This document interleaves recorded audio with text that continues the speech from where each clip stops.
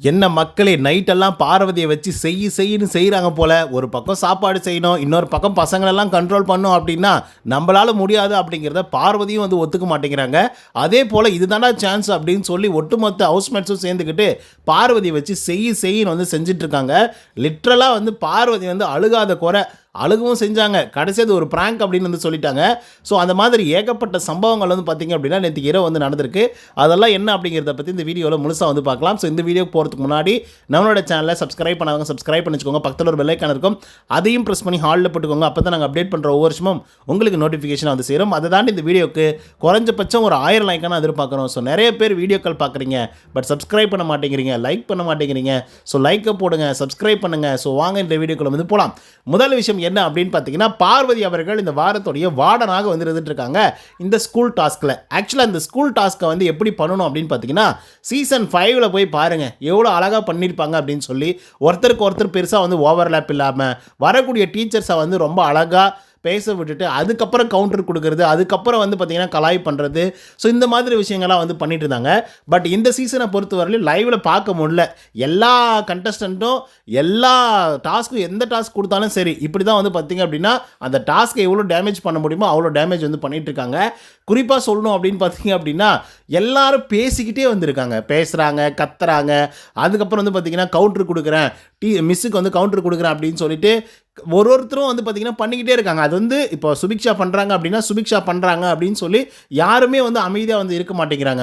சுபிக்ஷா பண்ணும்போது வியானா பண்ணுறாங்க, வியானா பண்ணும்போது திவ்யா பண்ணுறாங்க, திவ்யா பண்ணும்போது விக்கல்ஸ் பண்ணுறாப்புல, விக்கல்ஸ் பண்ணும்போது சபரி பண்ணுறாப்புல. ஸோ இந்த மாதிரி ஒரே நேரத்தில் எல்லாருமே வந்து பார்த்திங்கன்னா எக்ஸ்பிரசிவாக சில ஆக்டிவிட்டீஸ் வந்து பண்ணும்போது அது பெருசாக போய் மக்கள்கிட்ட ரீச் ஆக மாட்டேங்குது. ஒரு சிலர் பண்ணக்கூடிய விஷயங்கள் மட்டும்தான் வந்து அந்த எபிசோட்லேயே வந்து காட்டப்படுது. அப்படின்னா இவங்க இப்படி கற்றுக்கிட்டே இருந்தாங்கன்னா எப்படி காட்டுவாங்க அப்படின்றது தெரியல. அவங்களுக்கு புரியுதா இல்லையா அப்படிங்கிறது வந்து சுத்தமாக எனக்கு வந்து புரியல. பட் அதை வந்து கரெக்டாக சூப்பராக வந்து பண்ணலாம், பொறுமையாக பண்ணலாம். ஒரே ஒரு சின்ன ஒரு விஷயத்தை எடுத்துக்கிட்டு அழகாக வந்து அதை கொண்டு போகலாம். ஸோ லைக் நம்ம விக்ரம் வந்து இருக்கார் இல்லையா, ஸோ அந்த ஆள் பார்த்திங்க அப்படின்னா அழகாக ஒரு கெட்டப்பு போட்டு அதுக்கு ஒரு கேரக்டர் வந்து எழுதி அதை வந்து அழகாக கொண்டு போயிட்டுருக்காரு. ஸோ அந்த மாதிரி வந்து பார்த்திங்கன்னா கொண்டு போனாங்க அப்படின்னா நல்லாயிருக்கும். சபரநாதனும் நல்லா பண்ணிகிட்டு இருக்காப்புல. சரி, இது ஒரு பக்கம் வந்து வச்சுக்கலாம். நைட் என்ன நடந்துச்சு அப்படிங்கிறத பார்ப்போம். நைட் வந்து பார்த்திங்க அப்படின்னா ஒரு சில இன்சிடென்ட் மட்டும் நான் சொல்கிறேன். முதல் இன்சிடென்ட் என்ன அப்படின்னா, நம்ம அரோரா சிங்க்லர் அவர்கள் வந்து இருக்காங்க இல்லையா, இந்த அரோரா சிங்க்லர் அவர்கள் வந்து என்ன பண்ணுறாங்க அப்படின்னு பார்த்தீங்கன்னா கமருதினி கூட சேர்ந்து வந்து பாட்டு எழுதிட்டு இருக்காங்க. ஸோ அந்த பாட்டை வந்து பார்த்திங்க அப்படின்னா பார்த்துட்டாங்க நம்ம பார்வதி. என்னடா இது, நீங்கள் 2 பேரும் கண்டஸ்டண்ட்டாக இருந்து ஒன்றா சேரும்போதே எங்களால் ஏற்றுக்கவே முடியாது. ஸோ அப்படி இருக்கும்போது இப்போ ஸ்டூடெண்ட்டாக இருந்து வேறு ஒன்றா படுத்துக்கிட்டு எழுதிட்டுருக்கீங்களா பாட்டு அப்படின்னு சொல்லி பார்வதி வந்து பிடிச்சி திட்டுன்னு வந்து திட்டுறாங்க. என்ன பண்ணிட்டுருக்கீங்க, நீங்கள் ஸ்டூடெண்ட் தானே, அது என்ன இந்த டயத்துக்கு எல்லாம் 2 பேரும் ஒரே பெட்டில் படுத்துக்கிட்டு பாட்டாக எழுதிட்டுருக்கீங்க, இந்த மாதிரிலாம் பண்ணக்கூடாது, போங்க வெளியே போங்க அப்படின்னு சொல்லி பயங்கரமாக மிரட்டி விட்டுட்ருக்காங்க. ஒட்டுமொத்த ஸ்டூடெண்ட் வந்து பார்த்திங்க அப்படின்னா உடனே தலைவர் ரூமுக்கு வந்து வராங்க. ஸோ அந்த இடத்துல வந்து பார்த்திங்க அப்படின்னா ஒரு பெரிய பிரச்சனை வந்து உருவாகிட்டு இருக்கு.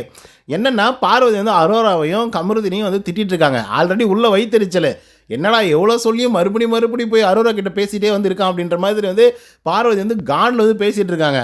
இன்னொரு பக்கம் ஒட்டுமொத்த ஹவுஸ்மேட்ஸும் ஸ்டூடெண்ட்ஸ் எல்லாம் வந்துக்கிட்டு என்ன பண்ணுறாங்க அப்படின்னா பயங்கரமாக கலாய்ச்சிட்டு இருக்கானுங்க. குறிப்பாக நம்ம பார்வதியோடைய ஏரை கட் பண்ணுற மாதிரி வந்து பார்த்திங்கன்னா கத்திரி எடுத்து வச்சு கட் பண்ணிட்டு இருக்காப்புல நம்மளுடைய விக்கல்ஸ் வந்து பார்த்திங்கன்னா. ஸோ ஆக்சுவலாக அந்த முடி வந்து அவங்களுக்கு கிடையாது, ஓகேவா, ஆனால் நான் முடியை கட் பண்ணிட்டேனே அப்படின்னு சொல்லிட்டு விக்கல்ஸ் வந்து சொல்கிறாப்புல. ஆனால் விக்கல்ஸ் வந்து ஒரு மாதிரி சைக்கோ பாத் மாதிரி எடுத்து வச்சிருக்காப்புல. நல்லா இருந்து நல்லாவே இருந்துருவான், கொஞ்சம் அப்படி சினுக்கணும் அப்படின்னா அவன் வந்து கொஞ்சம் வேறு மாதிரி ஆகிடுவான், சைக்கோ மாதிரி அப்படின்ற மாதிரி ஒரு கேரக்டர் வந்து பிடிச்சி சூப்பராக வந்து பண்ணிட்டு இருக்காப்புல. உடனே அந்த முடியை பார்த்த உடனே பார்வதிக்கு செம காண்டாயிடுச்சு. என்னடா பண்ணுங்கிறீங்க நீங்கள், என்னடா டே இது, நீங்கள் என்ன டாஸ்க் பண்ணுறீங்களா இல்லை வேறு ஏதாவது பண்ணிட்டுருக்கீங்களா, ஸ்கூல் டாஸ்க் தானே பண்ணிட்டுருக்கீங்க, இதெல்லாம் முடியெல்லாம் கட் பண்ணிட்டுருக்கீங்க அப்படி இப்படின்னு பார்த்தீங்க அப்படின்னா கத்தி விட்டுட்டுருக்காங்க. விக்ரம் மேலே செம்ம காண்டாகிறாங்க, இந்த மாதிரிலாம் நீ பண்ணவே கூடாது அப்படின்னு சொல்லி. அப்புறம் விக்கல்ஸ் வந்து ஒத்துக்கிறாப்புல, ஏங்க இது உங்களுடைய முடி இல்லைங்க, அவ்வளோலாம் டென்ஷன் ஆகாதீங்க, எமோஷன் ஆகாதீங்க அப்படின்னு சொல்லி விக்கல்ஸும் சொல்லிட்டு இருக்காங்க, மற்ற ஆட்களும் வந்து சொல்லிட்டு இருக்காங்க. ஸோ அதுக்கப்புறம் அப்போ யார் இது இந்த முடி சொல்லு, என்னோட இது இல்லை அப்படின்னா எனக்கு தெரியாது, என்னோட இது இல்லை, ஆனால் இது யாருடைய முடி சொல்லுன்னு சொல்லிட்டு இருக்காங்க பார்வதி. ஸோ உடனே வந்து பார்த்திங்க அப்படின்னா விக்கல்ஸ் வந்து சொல்கிறாப்புல, இது உங்களுடைய இது கிடையாது, சுபிக்ஷாவுடைய முடி, ஸோ அதனால் நீங்கள் எதுவும் வரி பண்ணிக்காதீங்க, நாங்கள் சும்மா வந்து ப்ராங்க் பண்ணோம் அப்படின்னு சொல்லி எல்லாரும் ப்ராங்க் அப்படின்னு சொல்லி பைத்தியங்களாட்டம் கற்றுதுங்க. பார்வதிக்கு செம்ம காண்டாயிடுது. காண்டானது மட்டும் இல்லாமல் அழுகுறாங்க. ஓன்னு அழுகுறாங்க. ஐயையோ இப்படி பண்ணுறானுங்களே அப்படின்னு சொல்லி ஒட்டுமொத்த கண்டஸ்டன்ட் ஒரு மாதிரி அலறிட்டாங்க. ஸ்டூடெண்ட் எல்லாம் சேர்ந்துக்கிட்டு ஐயையோ என்னடா பெரிய தப்பாக பண்ணிட்டோம் போல, பார்வதி போய் இப்படி அழுறாங்களே, இந்த மாதிரி நாங்கள் அழுதே பார்த்ததில்லை, எப்பவுமே இவங்க தானே மற்றவங்களை அழ வச்சு நான் பார்த்துருக்கோம் அப்படின்ற மாதிரி எல்லாரும் அழுறிட்டு இருக்கும்போது இதுவும் ப்ராங்க் தான் அப்படின்னு சொல்லி பார்வதி வந்து அந்த இடத்துல வந்து இருந்தாலும் மனசுக்குள்ளே பயத்தை வச்சுக்கிட்டு மனசுக்குள்ளே அந்த அழுகியை வச்சுக்கிட்டு எப்பா என்னென்னலாம் பண்ண முடியுமோ அவ்வளோ சிறப்பாக பண்ணிட்டு இருக்கீங்க அப்படின்றத நினச்சிக்கிட்டு சரி ஓகே நம்ம வீக்கராக ஆகிடக்கூடாது அப்படின்றதுக்காக ப்ராங்க் அப்படின்னு சொல்லி சமாளிச்சிருப்பாங்க. இது ஒரு சம்பவம். ரெண்டாவது சம்பவம் என்ன அப்படின்னு பார்த்தீங்கன்னா, நேற்று எபிசோட்லேயே இந்த கோவக்காய் வந்து சரியில்லை அப்படின்னு சொல்லி ஒரு ரிவ்யூ வந்து கொடுத்துருப்பாங்க விக்ரமும் அதுக்கப்புறம் சபரி அவர்களும். சரி இதை வச்சு ஒரு கான்செப்ட் பண்ணலாம் அப்படின்னு சொல்லி நம்ம எப்ஜே இருப்பான்ல, அவன் வந்து பார்த்திங்க அப்படின்னா வார்டன், அசிஸ்டன்ட் வார்டன், இவன் வந்து வியானாவுக்கு ஐடியா கொடுக்க, வியானா வந்து திவ்யாவுக்கு ஐடியா கொடுக்க, அப்புறம் சாண்ட்ராவுக்கு ஐடியா கொடுக்க அப்படின்னு சொல்லி ஐடியா கொடுத்து மற்றவங்களுக்கெல்லாம் போய் அது பரவும். ஓகேங்களா? என்ன ஐடியா அப்படின்னு பார்த்தீங்க அப்படின்னா, அதாவது சாப்பாடு ஹாஸ்டலுடைய ஃபுட்டை சாப்பிட்டு வயிறு வலி வந்துடுச்சு அப்படின்றது தான் அவங்களுடைய கான்செப்ட்டு. ஸோ இதனால் வார்டனை வந்து பழி வாங்கணும் அப்படின்றது அவங்களுடைய நினப்பாக வந்து இருக்குது.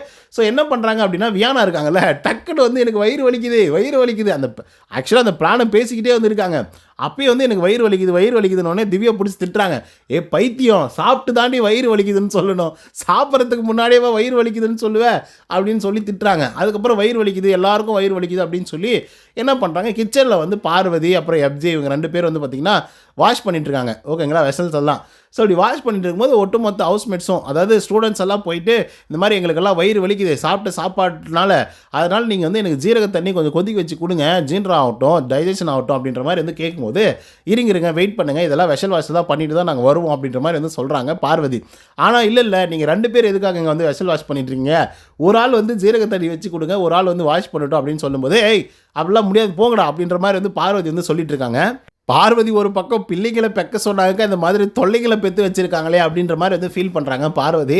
ஸோ அதுக்கப்புறம் சபரி அவர்களும் விக்ரம் அவர்கள் 2 பேர் வந்து பார்த்திங்க அப்படின்னா போராடுவோம் அப்படின்னு சொல்லி போராட்டத்தில் வந்து இறங்கிட்டாங்க. உடனே என்ன பண்ணுறதுனே தெரியல பார்வதிக்கு. இவங்ககிட்ட ஸ்டாரை வேறு வாங்கணும், என்ன இவனுங்க எப்படியும் வந்து இந்த மாதிரிலாம் டார்ச்சர் பண்ணுவாங்கன்னு தெரிஞ்சு தான் நம்ம இந்த டாஸ்க்கே வந்து பண்ணிகிட்ருக்கோம் அப்படின்ற மாதிரி இருந்தாலும் கூட ஒரு மாதிரி காண்டாயிட்டாங்க பார்வதி. கொஞ்சம் நெஞ்சம் காண்டில் வேறு மாதிரி ஒரு காண்டாயிட்டாங்க. ஸோ இந்த மாதிரி எவ்வளோ வெறுப்பேற்ற முடியுமோ அவ்வளோ வெறுப்பேற்றிட்டு இருக்காங்க ஸ்டூடெண்ட்டு. இது ஒரு பக்கம் அதை வச்சுக்கலாம். இன்னொரு பக்கம் அமித் அவர்களுடைய பர்த்டே வந்து நடந்துச்சு இல்லையா? ஸோ அதனை தொடர்ந்து வந்து பார்த்தீங்க அப்படின்னா திவ்யா அவர்களை பற்றி நம்ம அமித் அவர்கள் ஒரு சில வார்த்தைகள் வந்து சொல்கிறாப்புல. என்ன வார்த்தைகள் சொல்கிறாரு அப்படின்னு பார்த்தீங்கன்னா, ஆரம்பத்தில் திவ்யா கிட்டே பேசவே முடியல, அந்த உதட்டுக்கிட்டே வந்து வார்த்தைகளை வச்சுட்டு இருப்பாங்க என்னை திட்டுறதுக்காக, உதடெல்லாம் அதிரும் என்னை பார்த்தாவே, என்னை சொல்கிறதுக்காகவே அப்படிங்கிற மாதிரி சொல்லும்போது திவ்யாவுக்கு பயங்கரமாக கோவம் வந்துடுது. சார் என்ன சார் நீங்கள் பழகியும் பார்க்கல பேசியும் பார்க்கல, அப்படி இருக்கும்போது இப்படி வந்து ஒரு அக்யூசேஷன் வந்து வைக்கலாமா அப்படின்னு சொல்லி திவ்யா வந்து பார்த்திங்க அப்படின்னா அவங்களுடைய கான்வர்சேஷனை ஸ்டார்ட் அப் பண்ணுறாங்க. அவங்களுடைய ரிஃப்ளெக்டை வந்து பார்த்திங்கன்னா கொடுக்க ஆரம்பிக்கிறாங்க. அந்த நேரத்தில் பார்வதி என்ன சொல்கிறாங்க அப்படின்னா, சம்மந்தமே இல்லாமல் ஒரு விஷயத்தை வந்து உள்ளர கொண்டு வந்து, சம்மந்தம் இல்லாமலாம் கிடையாது, சம்மந்தம் இருக்குது.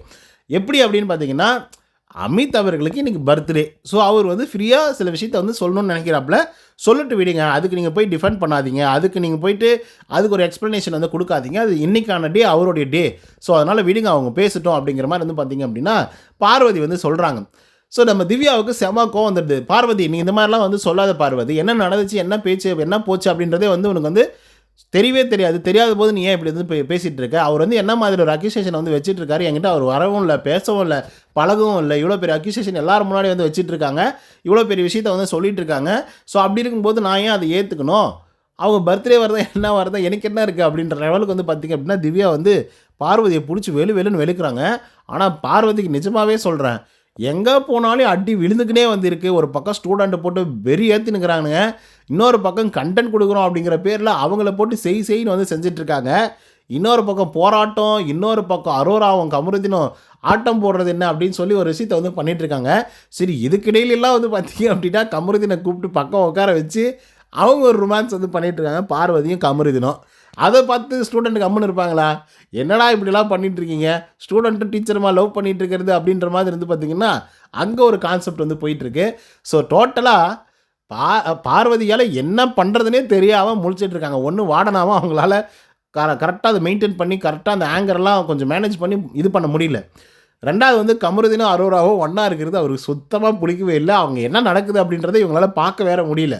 ஓகேவா, அவங்க என்ன ரொமான்ஸ் பண்ணுறாங்களா, இல்லை ஜாலியாக வந்து ஃபன் பண்ணிகிட்டு இருக்காங்களா, பாட்டு போட்டு டான்ஸ் ஆடுறாங்களா அப்படிங்கிறது கூட சுத்தமாக தெரியாமல் இருக்கு. ஆனால் எனக்கு ஒன்று மட்டும் புரியுது மக்களே, ஒரே ஒரு விஷயம் மட்டும், பார்வதி மேபி இன்னைக்கு ரெபேலாக மாறதுக்கான வாய்ப்புகள் இருக்குது. அப்படி மாறிட்டாங்க அப்படின்னா ஒட்டுமொத்த பேரையும் வச்சு செய்ய போகிறாங்க. ஏன்னா டாஸ்க்கை நான் நல்லா பண்ணணும்னு நினச்சிட்டு தான் அவங்க வந்து ஒரு விஷயத்தை வந்து பண்ணிகிட்ருக்காங்க. ஆனால் இவனுங்க போய் ரொம்ப வந்து சேஷ்டை பண்ணுறானுங்க. கண்டிப்பாக அதுக்கு அனுபவிப்பாங்க அப்படின்றத மட்டும் நான் சொல்லிக்கிறேன். ஸோ அது இன்றைக்கோ இல்லை நாளைக்கோ நடக்க போது அதை நம்ம பொறுத்திருந்து தான் பார்க்கணும். நைட்டு நடந்த சம்பவங்கள்லாம் இதுதான் மக்களே. ஸோ அதுதான் உங்ககிட்ட சொல்லணும்னு நினச்சேன். ஸோ இந்த வீடியோ நான் முடிச்சுக்கிறேன். இதை பற்றின உங்களுக்கு கருத்துக்கள் என்னவா இருந்தாலும் அதை கமெண்ட்ஸ் வந்து பதிவு பண்ணுங்கள். இந்த வீடியோ பிடிச்சதா லைக் அண்ட் சப்ஸ்கிரைப் பண்ண மறந்துடாதீங்க. இன்னொரு தவிர சந்திங்கன்னா until then bye from Uday. நன்றி, வணக்கம்.